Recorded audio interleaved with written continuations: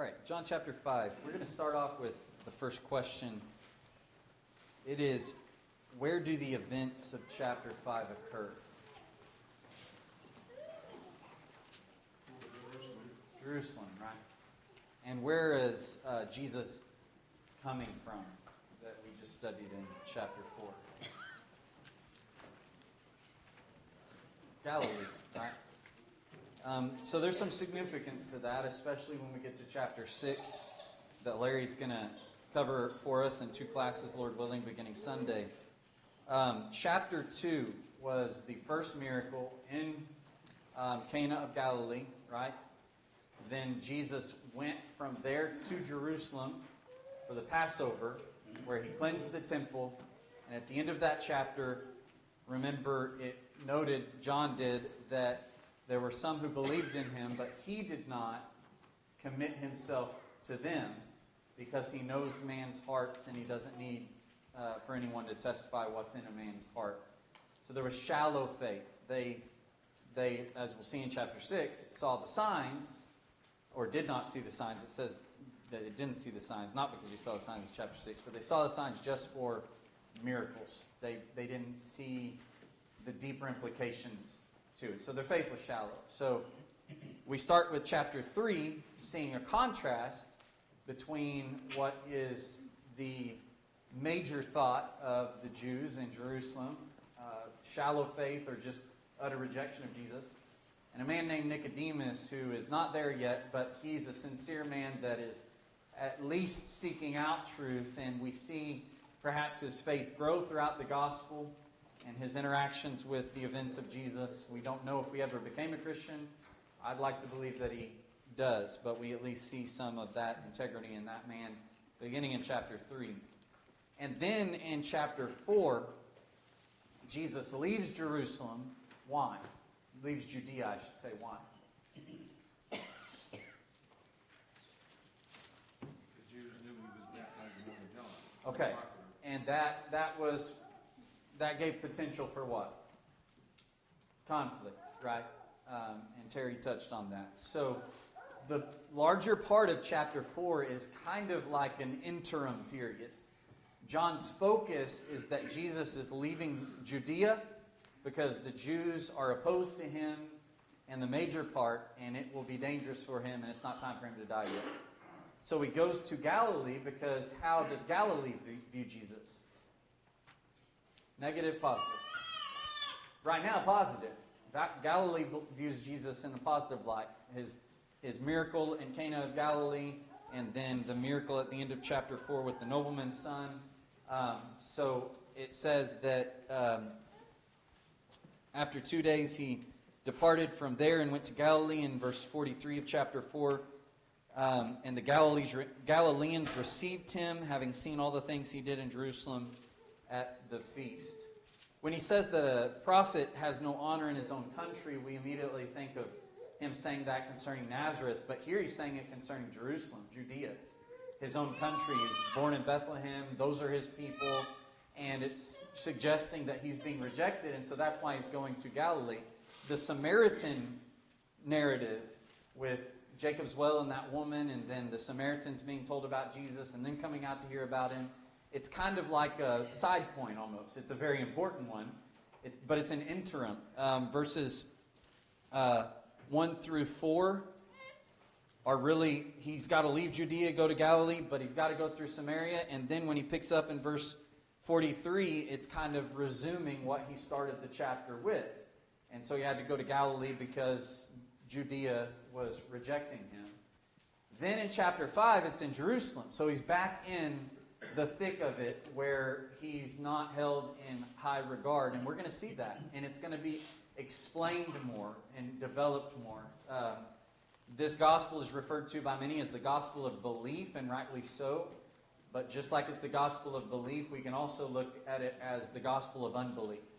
We can see why men didn't believe in him and how men's thoughts progress in that kind of unbelief. And it kind of stands not just as an encouragement to believe, but a warning about how unbelief will grow as well. So Galilee views him well. He left Judea to go back to Galilee. Then he comes back to Judea, Jerusalem specifically for the feast.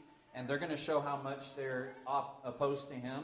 But then in chapter 6, it says that he went over the Sea of Galilee, which is the Sea of Tiberias. And that's when we'll read that those who were following him left and followed him no more. And so slowly, even the area where Jesus has been received well, it's degrading. And John's gospel is a lot more rapid than we would maybe think, because chapter 12 is where his ministry ends, his public ministry. And so as far as the exact chronology, I don't know if we're quite halfway, but chapter-wise we're getting close. And so just keep that in mind.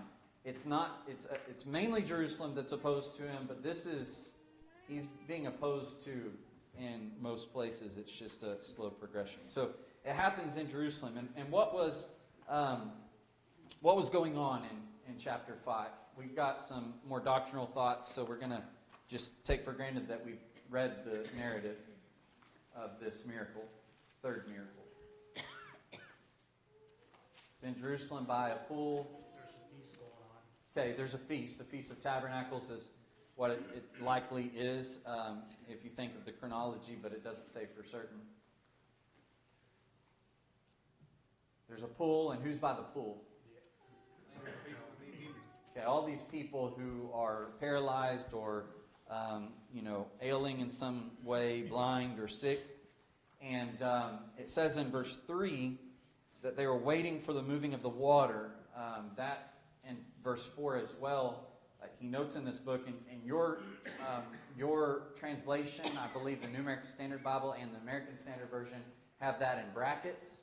The English Standard Version just has kind of a notation by it and probably a subnote somewhere else on the page.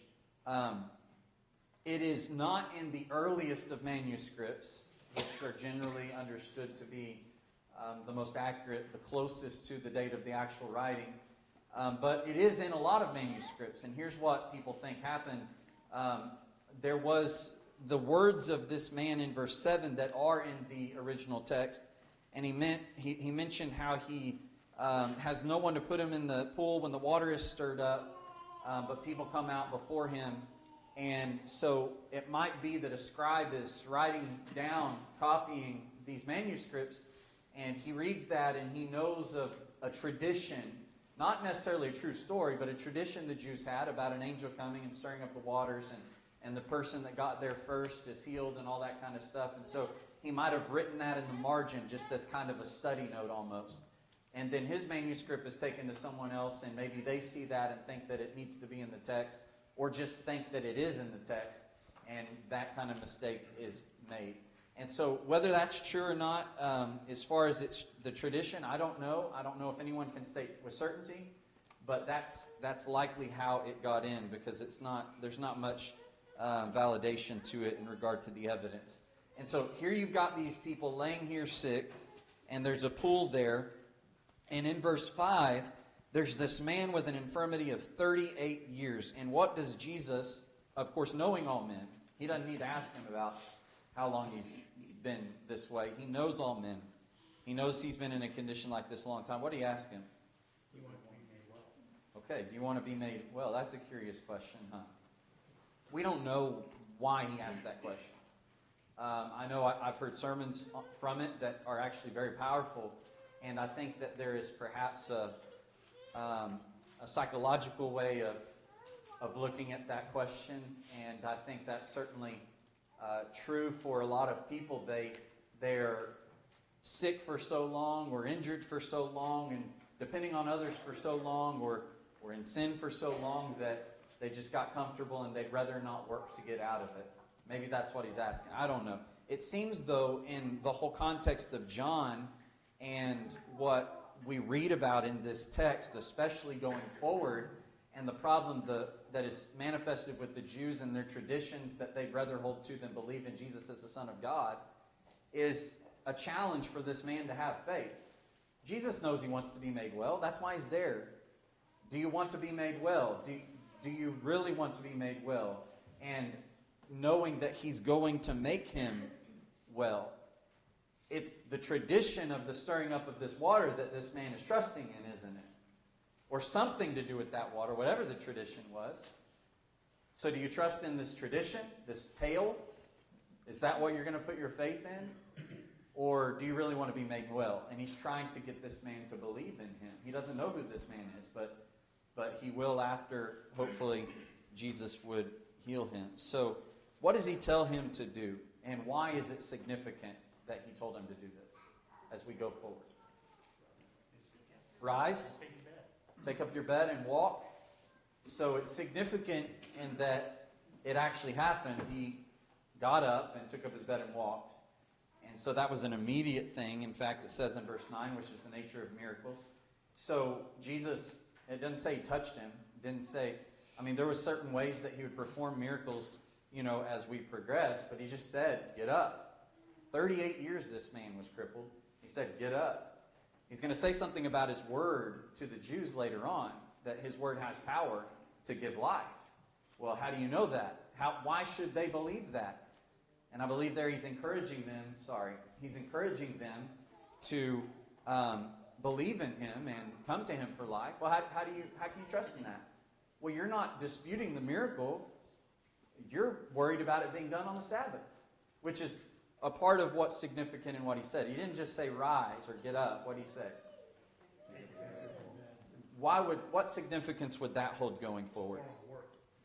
Yeah, that's work. He did that on the Sabbath, it says in verse 9. And then we have the conflict with the Jews that begins. So that day was the Sabbath. He was made well. He took up his bed and walked. And then the Jews saw him. Now, it doesn't say whether they knew him or not. It seems to me that it would not be unlikely if they did know him, that their character is so corrupt that they could care less that he was that man with the ailment of 38 years. But after he said what he said, they knew he was cured somehow. They didn't know him. It doesn't say that necessarily. But what did they say to him? What's that? They charge him with violating the Sabbath. Yeah, it's a Sabbath. It's not lawful for you to carry your bed. Kirk? I can't whiz by this without going back and dwelling just for a couple of minutes on the immediacy of the healing that we're talking about here. When you have someone who has not walked or is paralyzed, either from nerves or from muscles or from whatever, they're literally skin and bones. And Jesus' spoken word not only gives the man the restoration of his ability to stand, whatever muscles and tendons and nerves and whatever is completely fixed, but he not only that, he has the ability to stand himself up without help and walk. The amount of coordination that it takes just to walk. Yeah. Okay, now you're going to pick up your bed and walk. It's just astounding. And it makes to me, in my heart, even more astounding that the Jews didn't care. Yeah, definitely. Great points. This is not some, trick of the mind. It's not like this psychological thing that Jesus does to people where, the mind is so powerful that, they could do it, but they just don't feel like they can. And he's a master of convincing. That's not what it is. It's a miracle. It defied the laws of nature. Scott and then Larry. And stepping back even further on verse 7, it's the guy's answer is really not like he's even thinking Jesus is going to heal him. His answer is like he's making an excuse on why he can't get in the pool. Sure. Or he's kind of saying that like, so are you going to come help me get in the pool next time? You know what I mean? It's like there's I don't know that he knows what's about that. Yeah, no, he has no idea who this is and why he's asking. He's almost answering it defensively. Sure. I have nobody to get. I'm at a disadvantage, right? Yeah. Larry? Yeah, I was going to say, he didn't have to go through 6 months of rehab to learn how to walk again. Yeah. Like most injury or patients like this. Yeah, and it wasn't just like a recovery as we would think of it. It was complete healing. It was better than it ever was before. I mean, he's going to have the most healthy legs of any 38-plus-year-old man if it was his whole life. So, yeah, that's the nature of miracles, and we need to realize that as well. So, they said it's a Sabbath, it's not lawful. Is that true? No. Where does that come from? Traditions, okay? And I think that's exceedingly important for us to remember when we look at all of the Sabbath day conflicts that Jesus, and there's multiple, deals with in his ministry. There's some more explicit passages that give a lot more attention to that particular part of the objection. Jesus really doesn't deal with as much here. He just shows the evidence that he's not working against God, but he is God and working with his Father. But we always need to remember that it wasn't that he ever broke the Sabbath. He never broke the Sabbath as if, well, saying I'm Lord of the Sabbath means I can choose when to keep it and when not to keep it. He's Lord of the Sabbath, so he knows what the Sabbath law is. He wrote it. He never broke the Sabbath. And that's some of the stuff you would read in a commentary that, well, it's only okay for God to break the Sabbath because he wrote it. That's not the point. He didn't break the Sabbath. These Jews didn't have an understanding of Sabbath law. This was their tradition. And it wasn't a sin to get up and carry your bed on the Sabbath. But that's what a lot of people want to act like is happening, situational ethics. So the focus is never on keeping what God says to keep. That's really not anything at all. He wants your heart. And so if something seems to be good at the time, even though his word technically says this, he wants you to do what's good. But that's not what we read in the Bible. God's law is always good, and it's never good to break it, regardless of the circumstances. And so let's just remember that as we get there. So, who does he say, what? How did he answer them? When they told me to walk. Yeah.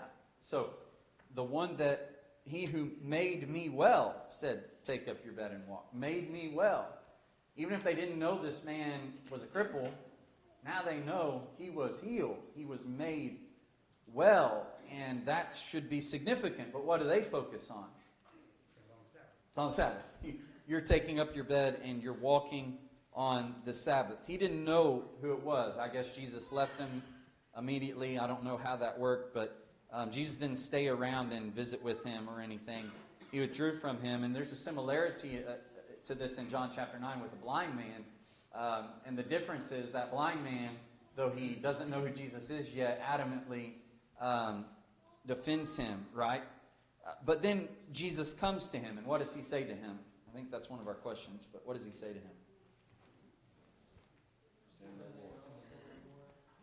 Yeah, what?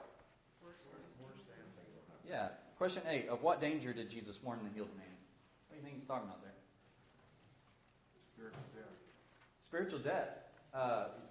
Eternal punishment. The judgment he's going to talk about later in this chapter. I don't think it's a coincidence that John's narrative is capturing all these details and that this chapter really is cohesive. We could spend hours and hours and hours diagramming this and showing all the connections and seeing the depth of it. Do you have something, Bart? I just think it's always interesting, because this totally disproves the faith healers, Right.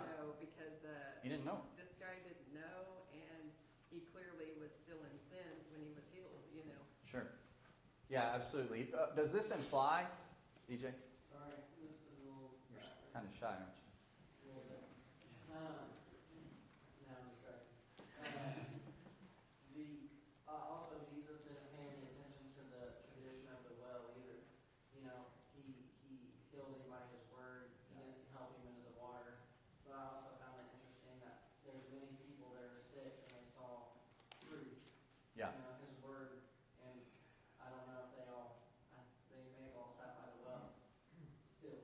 Right. You see a contrast between tradition and truth in this entire passage, and I think this is an illustration of that for sure. Gary?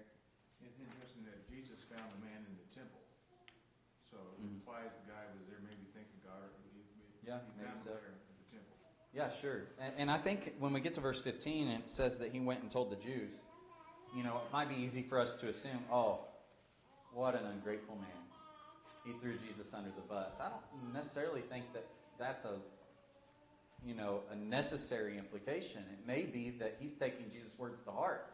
I have a responsibility now that I told him I didn't know. Now I know. I need to go tell him. And maybe that's in Jesus' mind the whole time. They're going to find out. Let's have them find out from this man, and then the ball gets rolling, right? So what did they want to do after they find out that it was Jesus? They sought to kill him, right? Persecuted him. It says persecuted him and sought to kill him. That sought to kill him is probably supplied from verse 18 when it says they sought all the more to kill them. Might not be in some of your translations, but that word persecuted is interesting.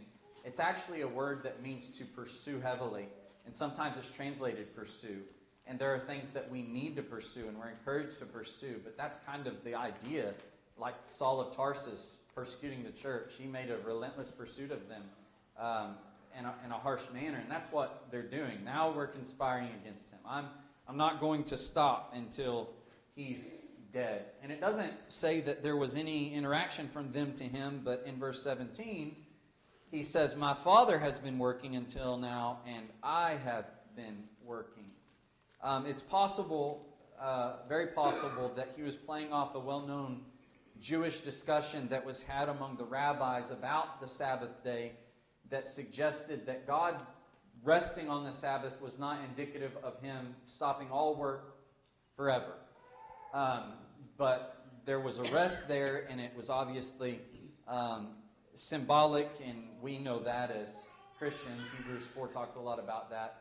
But that he was still active in Israel's history and just physical events through his providence. So it's not that God's not working at all on the Sabbath. You can see him working. And so he says, my Father has been working until now. That they would have understood that God works on the Sabbath. He does stuff on the Sabbath. Again, he's not saying breaks the Sabbath law on the Sabbath, but he's active, which means not all activity is wrong on the Sabbath like you say it is. And I've been working. So I'm teamed up with him. I'm one with him. And he calls him my Father, not our Father, but my Father. And they pick up on that. Tyler? I think it's fascinating how the self-deception that these Jews have, that for someone to break what wasn't even the law, but a tradition, Yeah. and they were ready to kill him. Yeah. He heals a man, and they want to kill him. Like how far the evil in their heart for somebody to stir the pot and change things. And I mean, obviously, throughout his ministry, Right.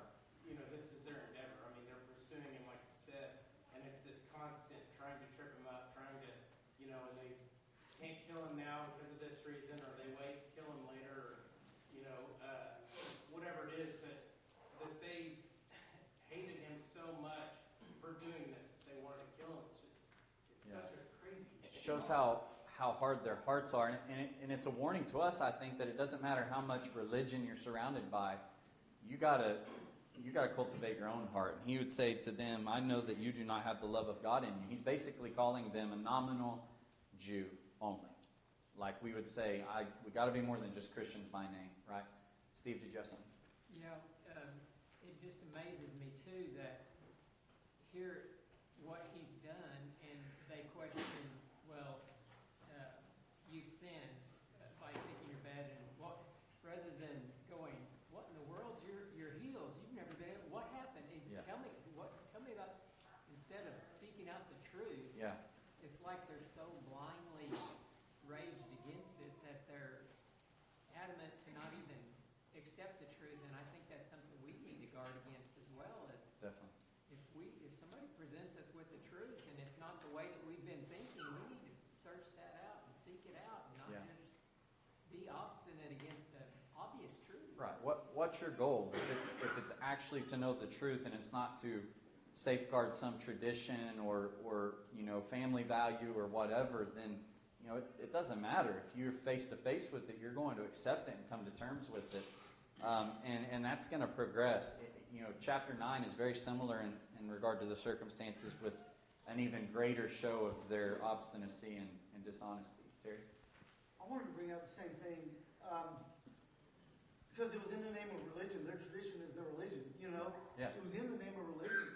And they're so focused on that they missed. I mean, we look at it, hindsight, you know, and see it for what it is. But we got to be very careful about how we approach the scriptures as well. Yeah. And our assumptions and what we've always been told and those type of things as well. Yeah, are we willing to change if we see something, whether it's super significant, like a thing that we practice in the name of God that we don't actually have authority to do, or just, you know, I always thought this text meant this, and now I'm seeing it that that's not really what this text teaches, even though what I was concluding is good, but, you know, let's have honesty with the Scripture and be willing to change. Those are great points. We got to make sure we're constantly looking ourselves in the mirror to make sure we're sincere in our pursuit of truth. So they seek all the more to kill him because he made himself equal with God. So then he goes on to defend that, and in that same sense, he is giving credence to his activity on the Sabbath. He's showing that because he's only doing his Father's will, he's submitting to his Father's desires. He's one, he's in unity, he's in fellowship with his Father, and when he's working, his Father's working. When his Father's working, he's working. That it can't possibly be sin. And they should have already been reasoning that, as you saw with chapter 3, Nicodemus. No man can do these things unless God's with him. That should have been the first conclusion they have. So the Son can do nothing of himself, verse 19, but what he sees the Father do. For whatever he does, the Son also does in like manner. It says that he loves the Son, so he shows him all these things. And greater works than these will he show him, that you may marvel. So essentially, showing and seeing is knowledge and God's will. We kind of talked about that on Sunday with Jesus' leadership. He was a steward. The Father loved him and communicated with him his will, and he was only going to do his Father's will. When Jesus works, in other words, it's because the Father told him to do that. Even if it was just in general, go heal people and preach them the gospel. In chapter 9, I must work the works of him who sent me while it is day. Now he mentions these greater works. And he starts talking about the resurrection. What is the greater work, though? Is it resurrections like we see a couple in the Old Testament, some in Acts, and one in chapter 11 with Lazarus being raised from the dead? Because what does he say in chapter 11 about that too? I'm the resurrection and the life. Is he talking about just raising someone from the dead like Lazarus and he dies again? What's the ultimate resurrection? There might be two you think of. Spiritual, Romans 6, rising from the dead in baptism. You'll be raised with Christ to sit in the heavenly places, Ephesians 2. And then in the end, the resurrection bodily to life. And those two are intimately connected. If you're not raised now spiritually by hearing the voice of the Son of God and living by that, then you will be raised to condemnation, verse 29, in the end. So intimate connection. That's the greater works. And I believe the greater work ultimately, like Mark 2 records, how can this man forgive sins? Only God can forgive sins. That's the greater work here. And remember in chapter 1, Nathanael believed, and he says, you're going to see greater things than that. And certainly he was talking about the miracles, but most importantly, the washing away of sins, the forgiveness of sins, with the justice of God still being held up. So verse 22, this judgment that God is committed to him, that all should honor the Son just as they honor the Father, that kind of shows us that this is more than simply a bodily resurrection, that he's saying, hey, I got the power to bring someone back to life. Well, that's true, but what that does is it actually demonstrates what chapter 1 talked about in the prologue, that in him was life, and the life was the light of men. And we talked about how that was spiritual life through the spiritual light of God's will, of Jesus as the Word. And so that's the ultimate focus here. So in verses 24, and I know we're running out of time, so we're not going to be able to read it all word for word. But in verses 24 through verse 27, there is a resurrection that he talks about. And I want us to notice, well, answer me this, what affects that resurrection? What is the power that raises such a person in those verses? What happens that leads to their life? This is the voice of God. They hear the voice of God. They hear the voice of the Son of God, and those who hear will live. Has Jesus been selective in who he preaches to? No. And by the end of his ministry, he will have even preached and healed, some who are Gentiles. He's not withholding his gospel, and eventually, through his apostles, it'll be sent into all the world. And so, are there some people hearing that aren't living spiritually? So when he says those who hear the voice of the Son of God will live, what does that mean? Hear and believe, okay. If it's not just hear, but it's hear and believe, is it just believe? Obey. And how do we know that? I mean, just the multitude of witnesses in the New Testament. It's never just a hearing, and it's never just a believing any more than it's just a hearing. Faith is conviction that trusts and leads to submission to that person. So they believe in him, they hear in him, they believe in him. We saw that back in chapter 3 at the end with John's comments after John the Baptizer says he must increase, but I must decrease. He who believes in the Son has everlasting life, and he who does not believe or does not obey the Son shall not see life. And so it's more than just hearing, it's more than just believing.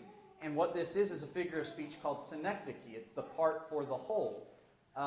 If someone were to say, OU won the football game, we know that we're not talking about the whole university, but it's a part of what that team represents put for the whole. The Oklahoma University football team won that game.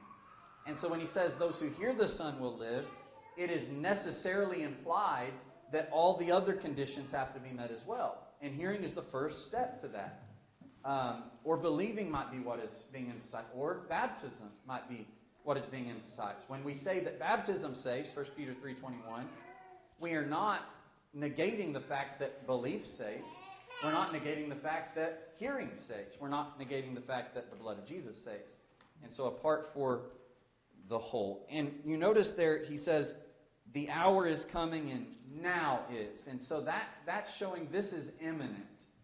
When the gospel is sent into the world after my resurrection, that's really close. We're getting close to that.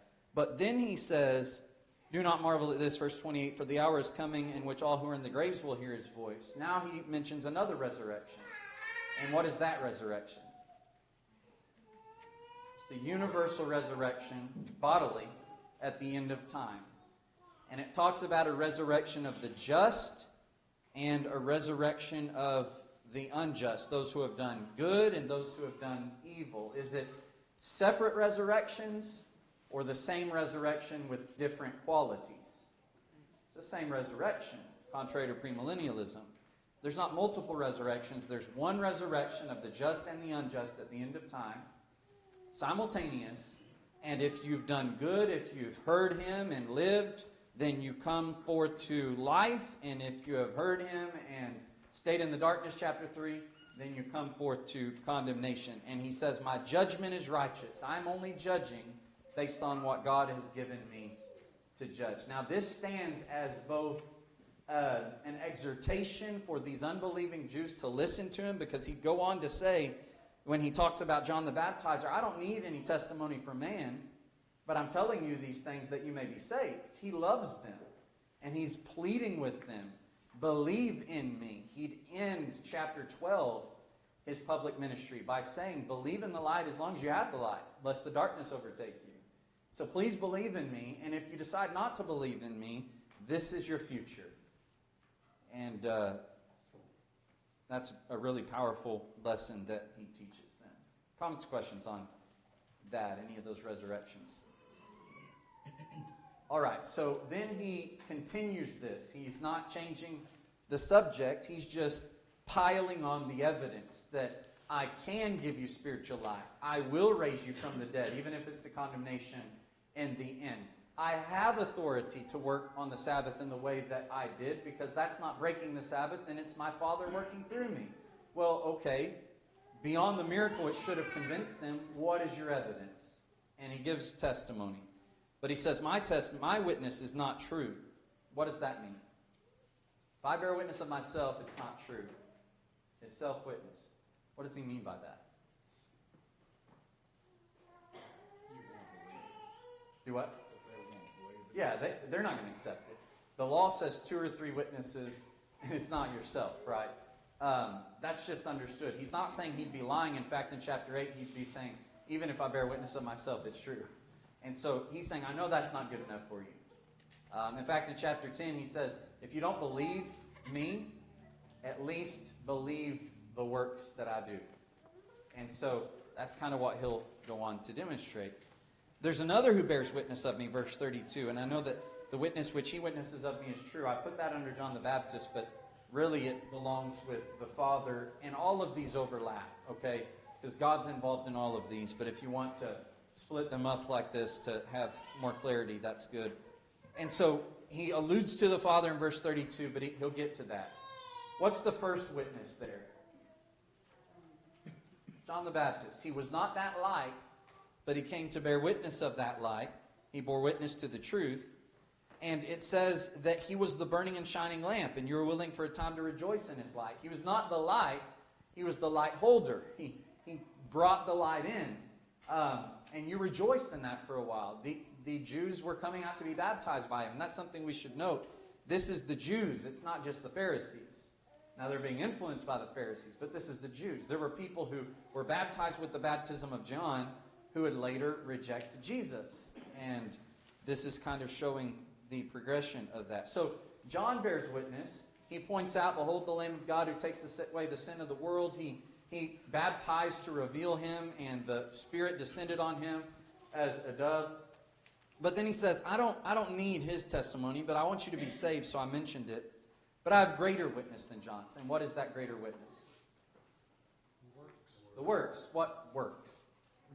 Miracles. And that's usually what my Father's works, the works that I do, has reference to in John. Again, in John chapter 10, we'll get to that eventually. Believe in the works if you don't believe in me. And in Acts 2 and in Acts 10, it says that God anointed him with the Spirit and is attesting to this man through signs, wonders, and various miracles. So this is the Father's testimony too. But it's the miracles, okay? That's what they're for. They're signs. They signify he's sent of God. And then the Father has testified of me. And it might be that this is speaking about, this is my beloved Son in whom I'm well pleased. It might be about the words that John said were told him, that when you see that Spirit descend on him, then that's the one. And God said that, of course, in John, telling people about that. But it might just be that this whole is comprehensive, the Father's testimony, because certainly he is testifying through these miraculous works. But you have neither heard his voice at any time, nor seen him, but you do not have his word abiding in you, because whom you sent him you do not believe. No one has seen God at any time and lived, but who has come to declare him? The Son, John 1:18. But the way that they would have seen him and heard him would have been through the will of God. But as Tyler was mentioning earlier, though they're Jews and have the law, as Jesus would say, you don't have the love of God in you. You've been missing the point all along. You could have seen the form of God in the law if you were actually sincerely searching it, and not just for your traditions or your pedigree or whatever it may be. Moses asked to see God's glory, and he said, nope. But then he declared his name to him, and that's the form of God. If you hear him and you see him, but you haven't seen that, and the reason is because his word isn't abiding in you. And then you have that last testimony, the Scripture. And how did they look at the Scripture? Because they sure do study it, don't they? Thought to be eternal life in it. In what way, though? Because we do, don't we? They would have eternal life. Paul told Timothy that. Makes you wise for salvation, which is in Christ Jesus. It testifies of him, but they reject that testimony and don't come to him because they're not willing to have life. Then you have this final section where Jesus accuses them, or rather exposes them, and then lets Moses accuse them, which is kind of what he alluded to up to this point. And there's a contrast between Jesus and them. He doesn't receive honor from men. And the thing that we can necessarily imply that Jesus doesn't have to say is that he seeks honor from God. That's why he says, but you don't have the love of God in you. And that's their love for God. You don't love God. And so, when I come in my Father's name, you don't receive me because you don't love God. So you're going to reject the people who God sends. But when someone else comes in his own name, you'll receive him. As long as that's your mindset, tradition, pedigree, holding your positions, you'll never be able to believe in me. I want God's honor. You don't want God's honor. And so you're never going to believe in me. And so we got to check our heart. Do we really love God? Do we really love the truth? Or do we have an agenda? Do we have bias? Is there something we're not willing to give up? And that takes a lot of soul searching, as we would say.